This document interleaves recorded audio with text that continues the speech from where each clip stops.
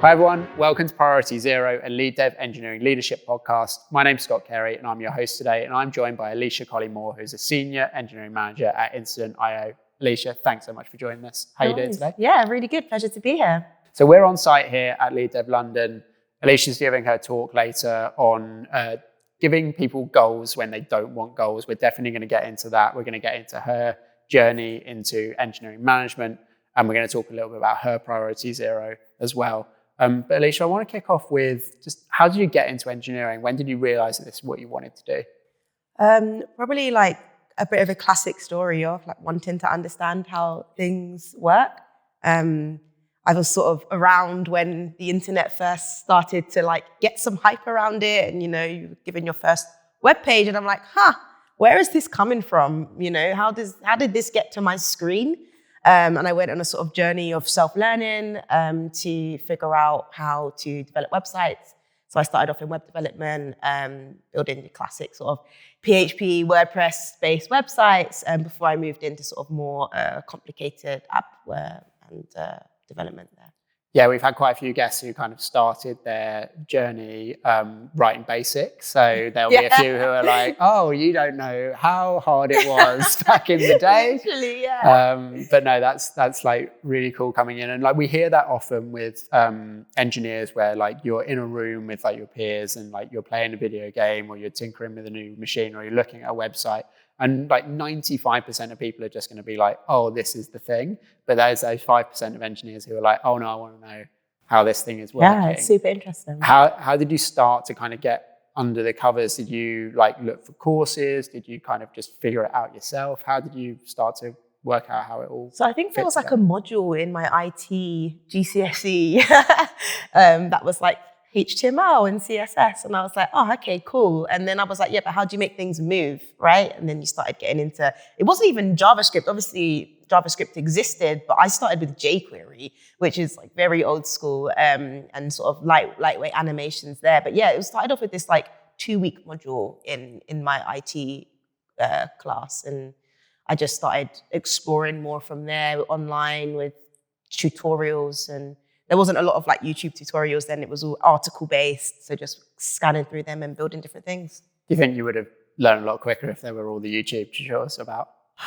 I don't know. It's really hard to say because that is the way that I learned. I really struggle watching video content to learn. I have to read it now, but I don't know if that's just like circumstantial. Yeah, I don't know either. Yeah. And at what point did it switch from just being like that one module within like your GCSEs to thinking, oh, this is actually something that I want to commit to? Like, when did you think about it as a career potentially? Well, it was when like everyone was like, oh, like university, like, is that something that you want to do? And it really wasn't anything that I wanted to do, university. At this point, I could code as well. Yeah. So I was like, well, I know how to code. I know what the salaries look like. And I was like, let me just try and get a job. Skip to the good bit. Skip to the good bit, yeah. It was really hard though, because I didn't have a degree and I didn't have any like work experience. So I was just like, hey, I can code, trust me. But yeah, I managed to somehow convince someone to hire me. Yeah, who gave you a shot? It was Sebastian Lewis, who was the CEO of a company called Soul Trader Websites. And we would literally build websites for plumbers, electricians, and all of that kind of thing. And I was the one of the first engineers to join that company. So I've always been in like the startup world, smashing out WordPress websites. Eventually we built a website builder that would build WordPress websites. Then I started to get into Angular and sort of more complicated software development, which was really cool.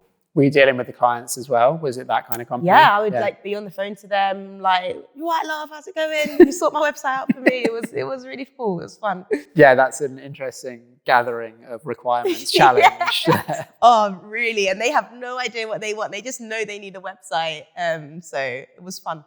Yeah, I mean, that's kind of the beauty of it, really, isn't it? Is you get to have that kind of first-hand experience and you're kind of moving from project to project all the time. Did you immediately know that that was kind of the environment you wanted to work in? Startup? Yeah. It wasn't, Yeah. Like, so after I was there for a while and like, I taught myself how to code. I was one of the first engineers in the company. I was like, I know there's a bunch of stuff I don't know. Like, we weren't doing test-driven development, but I had like read a bunch of stuff about it. I was like, maybe we should be doing this. I don't know. we weren't doing any agile development. So I was like, maybe we should be doing this. But again, I didn't know what the industry standard was. We were just kind of like making stuff up as we went along. So I decided to join a bigger company to like figure out what it is that I should be doing and direction I should be taking as an engineer. So I joined UVTV, and I learned a lot more than probably any role as an engineer. My manager at the time, he sat me next to him for like 3 months and was like, I just want you to like learn some of this complicated stuff because I'd never done it before, which was really cool and a great opportunity for me. And yeah, it sounds like there were kind of the seeds of a manager in there in you, because like you were kind of really busy doing, and I think you could have just continued being really busy doing. But like you were kind of questioning, oh, actually, I think there's a better process here. I think there's a better way of doing things. There's probably a big wide world out there that I'm not familiar with. Like, did you kind of recognize that in yourself at the time where it's just like, oh, I am actually interested in how the work gets done rather than just doing the work? Yeah, I guess I was. I've never actually thought about it, so I'm going to think as I speak. But yeah, like I was always interested in making sure things made sense. I kind of have a mind where I want to understand things, and work in a sort of rogue, chaotic fashion, I would just get distracted and start doing random things. So I like to have a bit of a process and like stability in what I'm doing. So I guess I look for those things. Yeah.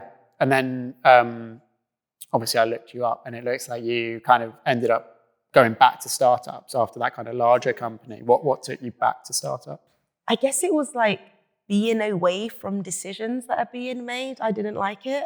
I liked having the conversation. I liked the CEO sitting across from me and going to lunch with them. And there was just a degree of separation in larger companies. And UV wasn't that big, but, you know, it was big to me, you know, where there was a cloud team where I couldn't build my own service. And, you know, you have like leadership over there. And I was like, you've got so many teams. And I was just like, support functions. Yeah, everything feels really far away. And I just want to like build this service myself so I can ship my code. And like, I have to like wait for this thing. And I'm incredibly impatient. Yeah. So, yeah, a lot of it, I didn't really like decisions were being made. And I was like the last person to hear about it. And it makes sense, right? But I didn't like that. So. Yeah, it comes up a lot in these conversations. I think once you become accustomed to like getting that transparency and hearing about those decisions, stepping away from it can be really challenging, which is why I think a lot of people that do the pendulum from manager to IC, sorry, the other way, IC to manager back to IC, I think that's what people end up missing, is kind of being in that room and understanding that stuff. It's addictive, I think. And so at what point in your career did you decide that you wanted to go down the management track? I guess I naturally lean into that kind of stuff, as you were saying, and that sort of way of thinking and sort of process and ways of working. And I became tech lead at the company I was in at the time, which was called LaterPay. And a lot of what I was doing, unbeknown to me, was EMing. I just wasn't managing anybody. I was doing a lot of process. We should be working like this. We should be working like that. I was still doing a lot of the technical stuff like Circle CI pipelines and things like that, and the sort of bare bones of our applications and how they should be set up and all of those types of things. But I was leaning probably more into like the process and like team side of things. And my manager at the time just suggested it to me and was like, do you want to try it out? And I was like, ooh. Responsibility of like somebody's career. And I know you're not entirely responsible because it is on them as a person, but you are there to guide them. And I was like scared about that. But I was fortunate to have a really great team at LaterPay who I'm still friends with today, and sort of made it a little bit easier for me. Yeah, I always find that kind of journey from IC to tech lead to manager, like that tech lead seems to be that kind of bridge, that kind of like stepping stone role where you kind of acquire a load of responsibility without the formal responsibility. Like I find some people find that a bit jarring, whereas other people find it as a really useful stepping stone. Which side were you on? I think it's a useful stepping stone. Like you are brought into conversations, you are sort of steered into a way of thinking that is like kind of interesting and exciting. And for me, I enjoyed that. I know some people, they don't, right? They're like, oh, like, I want to go back to being an IC. I want to ship things. I don't want to have to do all this other stuff. But that brought me more energy. And do you miss the hands-on work? Sometimes, like when I see people, like my engineers doing really cool things, like I was a front-end engineer, and a few weeks ago, my team were working on UI components refresh. They refreshed the entire application and built a bunch of reusable components. And I was like, oh, I would love to do that. Like, I really would love to get into that. But the feeling doesn't come up a huge amount. Nice. So yeah, tell us about your current role at Incident. When did you join and what kind of attracted you to Incident? So I joined about a year and a half ago, maybe a little bit longer than that, as a engineering manager, the first engineering manager, which was quite cool. When I joined, there was a sort of team of 10 engineers, and we've doubled that since the time that I've been there. My main role is looking after multiple teams in the company. It's been really cool in that, like, as engineers have joined, you sort of had to think about sort of product direction in teams and split them out, and more engineers have joined, and we have to think about product direction in teams and split them out. So now where we have sort of 5 teams across engineering. But yeah, my main role is sort of people management, sort of driving people's career forward, making sure that they have feedback, goals, all of that type of thing, as well as sort of making sure that our processes are enabling us as a team to deliver quickly. So that includes our project processes, rituals like retros and stand-ups, making sure they're snappy, quick, to the point, and getting the value out of it. Rather than sort of dragging things on. Yeah, and was that the first time you've been hired into a management role? Second time. Yeah. How different do you find it is to like being like thrust into a management role to being hired into one? Oh, it's so strange. Like, because people have an expectation of you. Yeah, they kind of look at you like that, don't and they're like, who's this person? And there's an unknown as well. And I feel it too. Like I had, we had our VP of engineering join six or so months ago. And when he came, I was like, what's this guy going to come in here and like try and do? So you're tight knit, aren't you? We're so tight knit. So it's also hard to like get in. So yeah, it's incredibly nerve wracking. I've been blessed with good teams and people who are excited and want me there. And I think that always makes it a little bit easier when like they are like, come and look at this, or I think you should be doing this, or look over here. And that's a lot easier than having to sort of hunt around and deal with resistance. Yeah. Have you done much hiring? Oh, so much, yeah. So what do you look for in a good hire? It's different per company, right? I think you might need a different thing depending on the direction that you're taking your business. At Incident.io, what we look for is a little bit of grit, a little bit of impatience in an engineer to want to get something done quickly and not like mess around with all the faff that might come with a complex problem. So to drill down to the value as quickly as you can. And also a product mind. I think you could have a lot of engineers that never really think about the product, and you have product managers to do that. But we really care about our engineers thinking through product problems and understanding them and coming up with ideas and suggestions and writing product specs. So that's also something that we interview for. Nice. Yeah, I've gotten to know Chris and Pete a little bit over the years and been following the Incident journey. It's been kind of breakneck, and now you guys are just around the corner from us. So we're kind of neighbours. But I feel like they've kind of built quite a unique culture, and what you're looking for in hiring always reflects that culture. But is there anything about kind of how you work there that you really like? I think it's kind of what you mentioned earlier. It's the closeness of the team.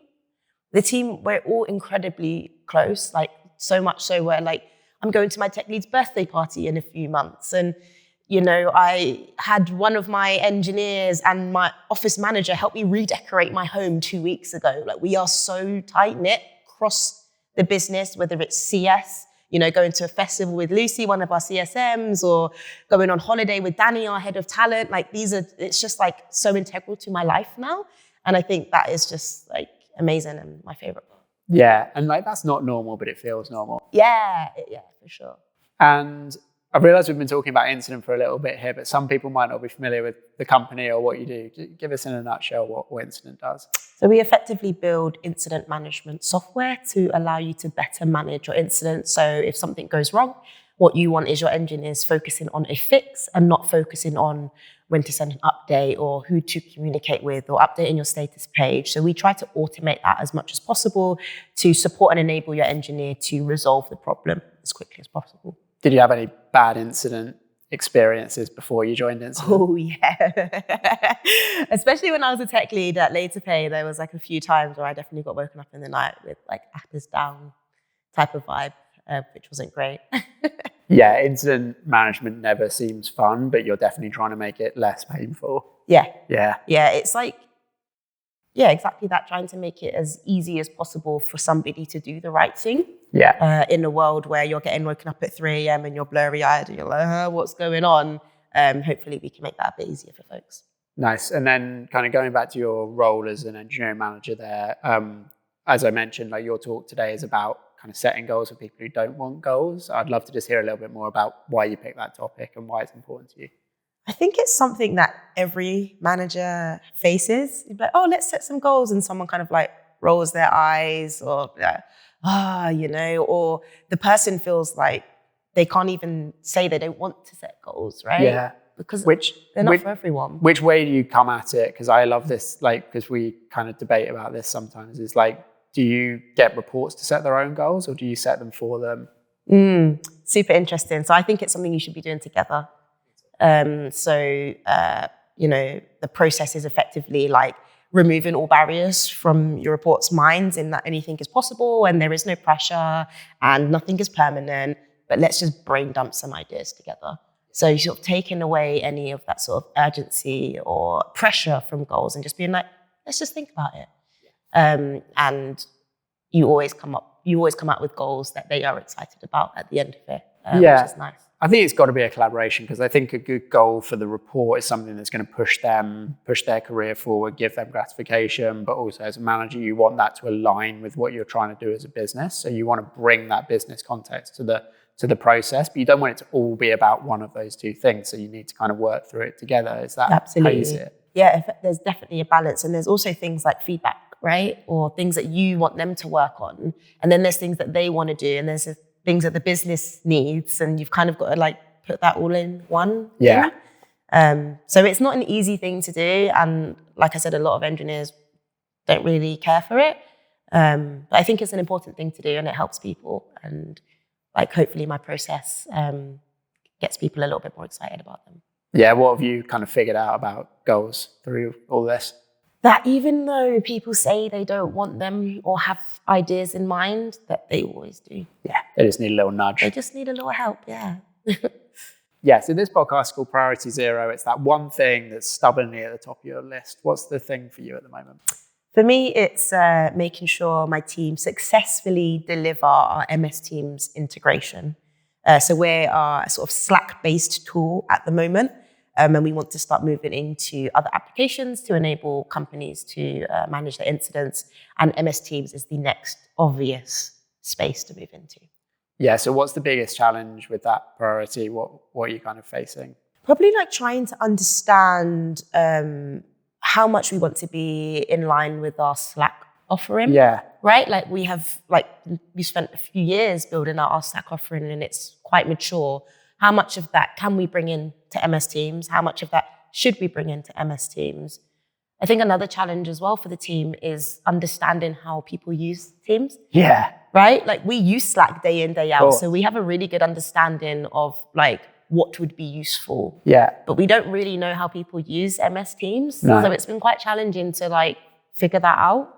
Yeah. How do you go about it? How do you start to collect that kind of insight when you're not using that tool yourselves, when it's something fresh to you?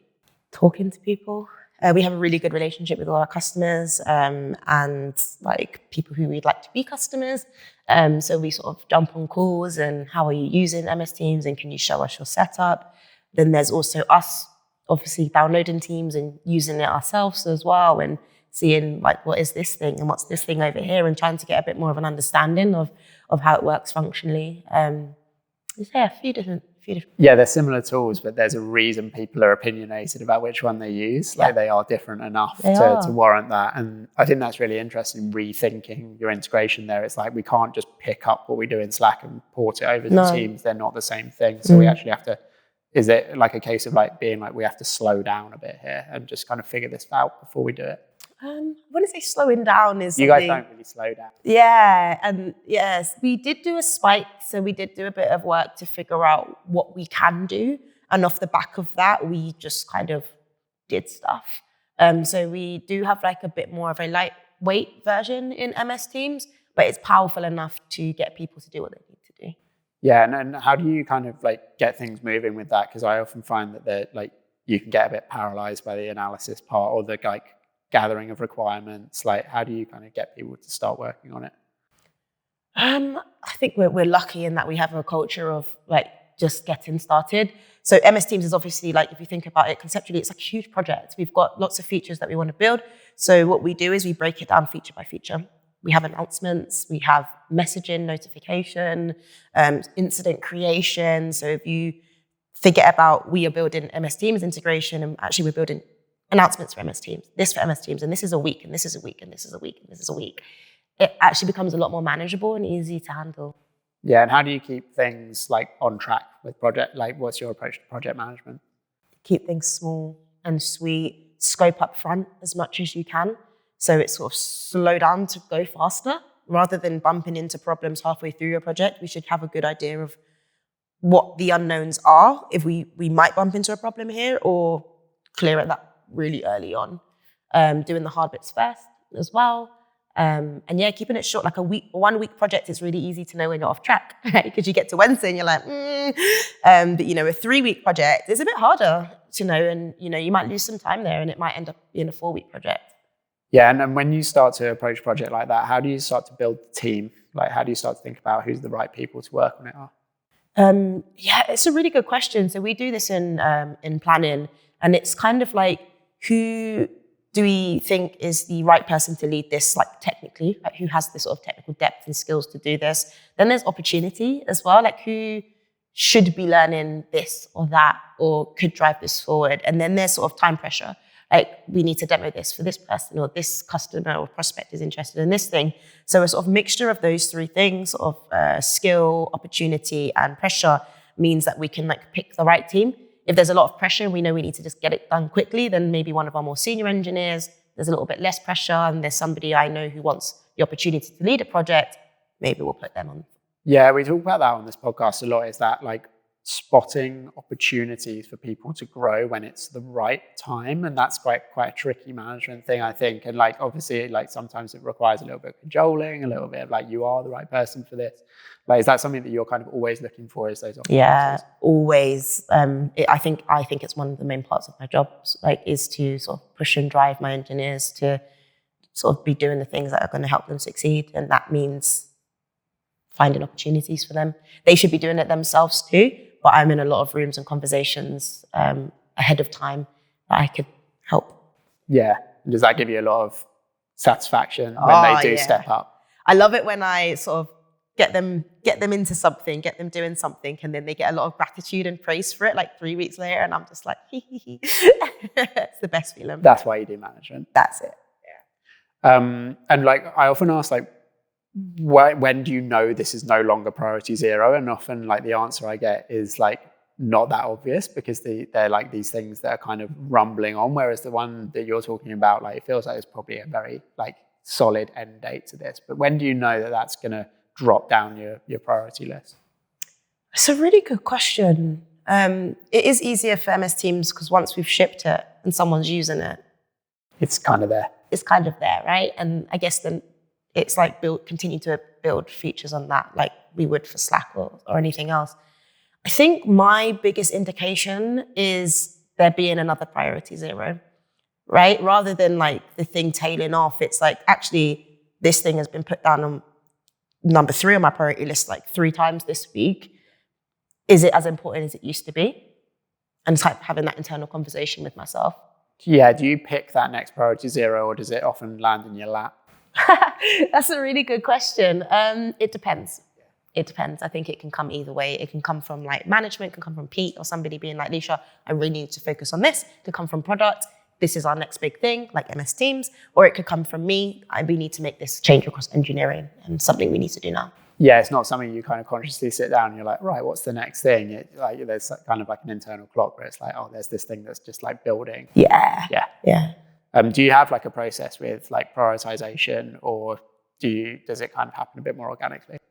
Yeah, it happens a little bit more organically. I've got the sort of ADHD brain, and my process has to change every few months, otherwise I just don't get stuff done. So it's organic, it changes often, It might feel chaotic to some people, but it makes sense in my mind. Nice. And we always end the show on a recommendation. So anything you've read, listened to, watched recently that you want to recommend? It's not going to be tech related. However, I have read recently a book called Medusa, and it is a retelling of the story of Medusa in a sort of beautiful, romantic, whimsical way. I think it's really interesting to retell a classic story in a different light and from a different viewpoint. And I thought it was a really beautiful book. Nice. Love that. Well, Alicia, thanks so much for joining us. Good luck with your talk later on. Thank you so much. I hope to see you again soon. Thanks.